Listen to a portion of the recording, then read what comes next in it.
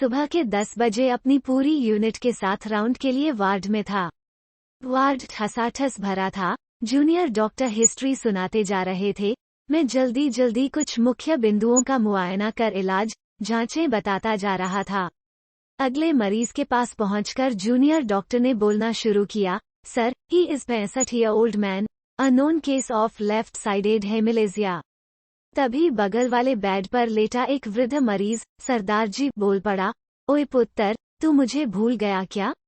बड़ा बुरा लगा मुझे। न जाने यह कौन है। नमस्कार वगैरह करने के बजाय मुझ जैसे सीनियर व मशहूर चिकित्सक को पुत्र कहकर पुकार रहा है। मेरे चेहरे के बदलते भाव देखकर जूनियर डॉक्टर भी चुप हो गया था। Don't look at me like a fool, you continue with your history.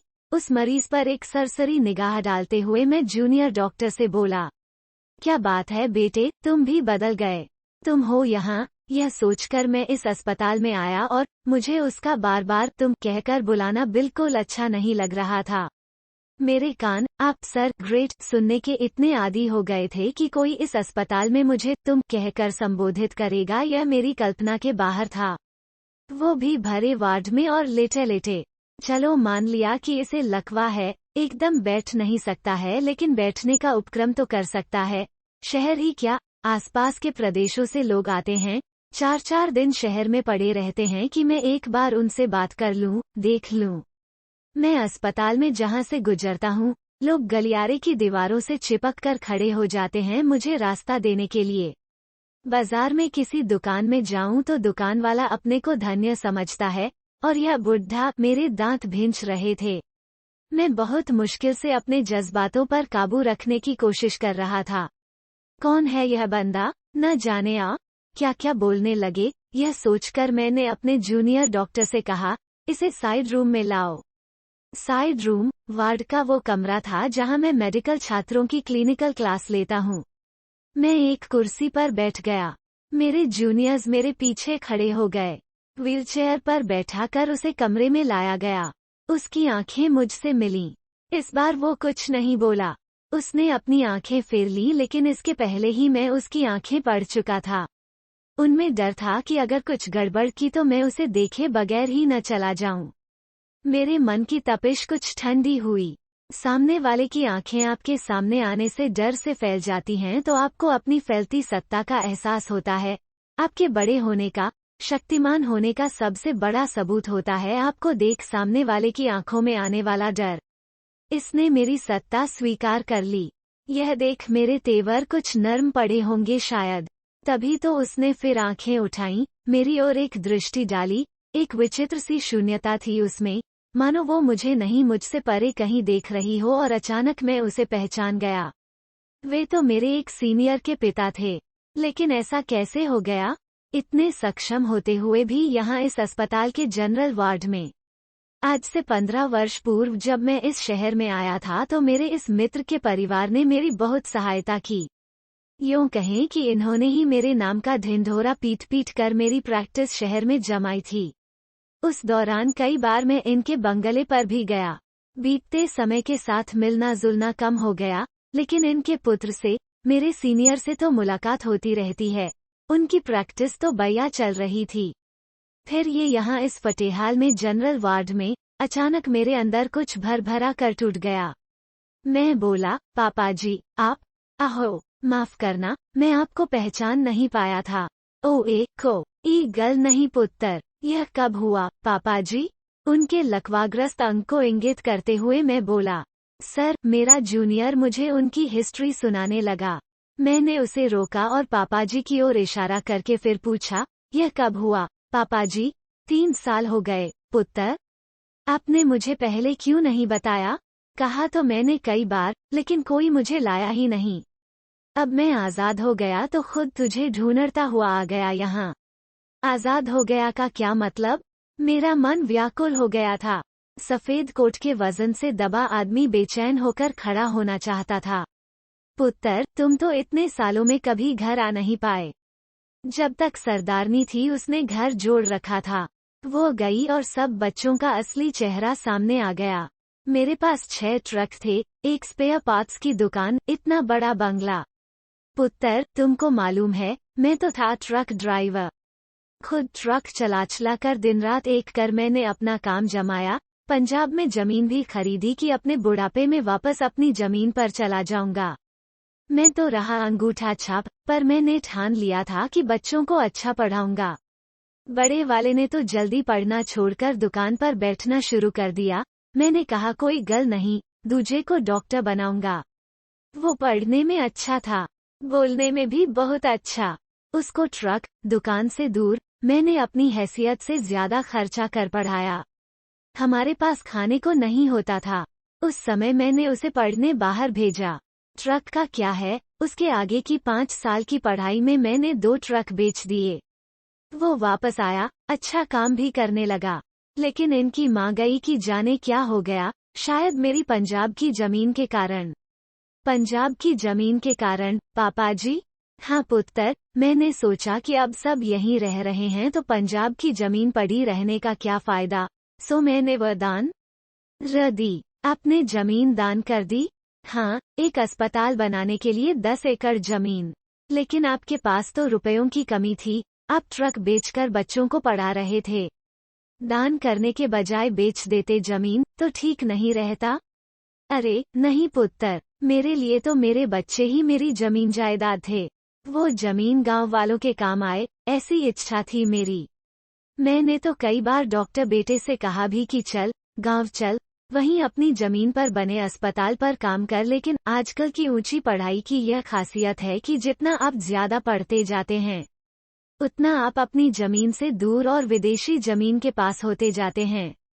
बाहर पढ़कर इनका लड़का, मेरा सीनियर, वापस इंदौर लौट आया था। यही बहुत आश्चर्य की बात थी।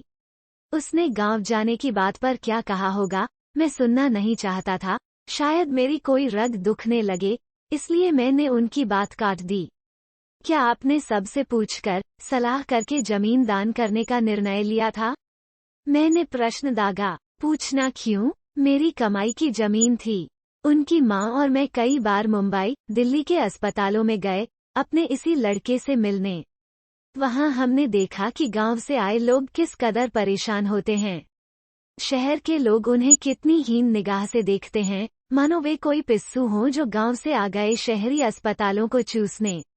मजबूर गांव वाले पूरा पैसा देकर भी, कई बार ज्यादा पैसा देकर भी भिखारियों की तरह बड़े बड़े अस्पतालों के सामने फुटपाथों पर कई कई रात पड़े रहते हैं। तभी उनकी माँ ने कह दिया था, अपनी गांव की जमीन पर अस्पताल बनेगा। यह बात उसने कई बार परिवार वालों के सामने भी कही थी। वो चली गई, लड़कों को लगा उसके साथ उसकी बात भी चली गई। पर तू कह पुत्र, मैं अपना कॉल तोड़ देता तो क्या ठीक होता? नहीं, मैंने बोला भी डॉक्टर बेटे को कि चल, गांव की जमीन पर अस्पताल बनाकर वहीं रह, पर वो नहीं माना। पापाजी की आंखों में तेज चमक आ गई थी। वे आगे बोले, मुझे अपना कॉल पूरा करना था पुत्र, सो मैंने जमीन दान कर दी, एक ट्रस्ट को, और उसने वहां एक अस्पताल भी बना दिया है। इस दौरान पापाजी कुछ देर को अपना लकवा भी भूल गए थे। उत्तेजना में वे अपना लकवाग्रस्त हाथ भी उठाए जा रहे थे। Sir, his weakness is fake, उनको अपना हाथ उठाते देख एक जूनियर डॉक्टर बोला। ओ नो, मैं बोला, इस तरह की हरकत लकवाग्रस्त अंग में कई बार दिखती है। इसे एसोसिएट मूवमेंट कहते हैं। ये रिफ्लेक्सली हो जाती है। ब्रेन में इस तरह की क्रिया को करने वाली तंत्रिकाएं लकवे में भी अक्षुण्ण रहती हैं। हाँ, फिर क्या हुआ? पापाजी को देखते हुए मैंने पूछा। होना क्या था पुत्र, सब लोग मिलकर मुझे सताने लगे। जो बहुएं मेरी दिन रात सेवा करती थीं, वे मुझे एक गिलास पानी देने में आनाकानी करने लगीं। परिवार वालों ने अफवाह फैला दी कि पापाजी तो पागल हो गए हैं, शराबी हो गए हैं। सब भाई एक होकर मेरे पीछे पड़ गए बंटवारे के वास्ते। परेशान होकर मैंने बंटवारा कर दिया। दुकान, ट्रक बड़े वाले को, घर की जायदाद बाकी लोगों को। बंटवारे के तुरंत बाद डॉक्टर बेटा घर छोड़कर अलग चला गया। इसी दौरान मुझे लकवा हो गया। डॉक्टर बेटा एक दिन भी मुझे देखने नहीं आया। मेरी दवा लाकर देने में सबको मौत आती थी। मैं कसरत करने के लिए जिस जगह जाता था वहां मुझे एक वृद्धाश्रम का पता चला। आप वृद्धाश्रम चले गए? मैं लगभग चीखते हुए बोला। हाँ पुत्र, अब 1 साल से मैं आश्रम में रह रहा हूँ। सरदारनी को शायद मालूम था, माँ अपने बच्चों को अंदर से पहचानती है। एक ट्रक बेचकर उसके 3 लाख रुपए उसने मुझसे ब्याज पर चढ़वा दिए थे कि बुढ़ापे में काम आएंगे। आज उसी ब्याज से साढ़ा काम चल रहा है। आपके बच्चे आपको लेने नहीं आए, मैं उनका आजाद हो गया का मतलब कुछ कुछ समझ रहा था। लेने तो दूर, हाल पूछने को फोन भी नहीं आता। उनसे मेरा मोबाइल नंबर गुम हो गया होगा, यह सोच मैं चुप पड़ा रहता हूँ। जिस दिन पापाजी से बात हुई उसी शाम को मैंने उनके लड़के से बात की। उनको पापाजी का हाल बताया और समझाया कि कुछ भी हो उन्हें पापाजी को वापस घर लाना चाहिए। एक ने तो इस बारे में बात करने से मना कर दिया, जबकि दूसरा लड़का भड़क उठा। उसका कहना था, पापाजी को हम हमेशा अपने साथ रखना चाहते थे, लेकिन वे ही पागल हो गए। आखिर आप ही बताओ डॉक्टर साहब, इतने बड़े लड़के पर हाथ उठाएं या बुरी बुरी गालियां दे तो वो लड़का क्या करे? दवाओं व उपचार से पापाजी कुछ ठीक हुए, थोड़ा चलने लगे। काफी समय तक हर 1-2 महीने में मुझे दिखाने आते रहे, फिर उनका आना बंद हो गया। समय बीतता गया, पापाजी नहीं आए तो मैं समझा सब ठीक हो गया। 1-2 बार फोन किया तो बहुत खुशी हुई यह जानकर कि वे अपने घर चले गए हैं। कई माह बाद पापाजी वापस आए, इस बार उनका एक लड़का साथ था। पापाजी अपना बायां पैर घसीटते हुए अंदर घुसे। न तो उन्होंने चहककर पुत्र कहा और न ही मुझसे नजरें मिलाईं। वे चुपचाप कुर्सी पर बैठ गए, एकदम शांत। शांति के भी कई प्रकार होते हैं। कई बार शांति आसपास के वातावरण में कुछ ऐसी अशांति बिखेर देती है कि उस वातावरण से लिपटी प्राणवान ही क्या प्राणहीन चीजें भी बेचैनी महसूस करने लगती हैं। पापाजी को स्वयं के बूते पर चलता देखने की खुशी उस अशांत शांति में क्षण भर भी नहीं ठहर पाई। पापाजी चंगे हो गए अब तो, वातावरण सहज करने की गरज से मैं हल्का ठहाका लगाते हुए बोला। अहो, संक्षिप्त सा जवाब आया मुरझाए होठों के बीच से। गर्दन पापाजी की तरफ झुकाते हुए मैंने पूछा, पापाजी सब ठीक तो है? पतझड़ के झड़े पत्ते हवा से हिलते तो खूब है, पर हमेशा एक घुटी घुटी आवाज निकाल पाते हैं, खड़ खड़। वैसे ही पापाजी के मुरझाए होंठ तेजी से हिले पर आवाज निकली सिर्फ, आहो। पापाजी लड़के के सामने बात नहीं कर रहे थे, सो मेरे कहने पर वो भारी पांवों से बाहर चला गया। चलो पापाजी, अच्छा हुआ, मेरे फोन करने से वो आपको घर तो ले आया। लेकिन आप पहले से ज्यादा परेशान दिख रहे हैं। पापाजी कुछ बोले नहीं, उनकी आंख में फिर एक डर था। पर इस डर को देखकर मैं पहली बार की तरह गौरवान्वित महसूस नहीं कर रहा था। एक अनजान भय से मेरी धड़कन रुकने लगी थी।